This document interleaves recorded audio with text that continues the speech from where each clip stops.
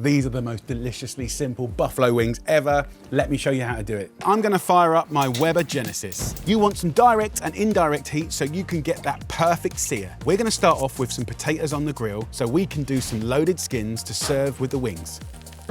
Then you've got to skewer this chicken. It's actually surprisingly easy with the right tools and means you don't have to spend ages turning each wing over.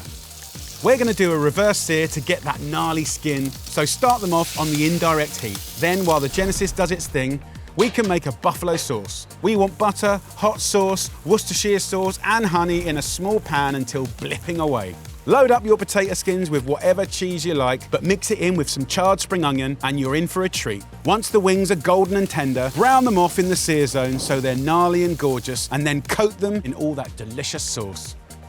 Look at that. That is perfect for getting your friends around and enjoying. Take care.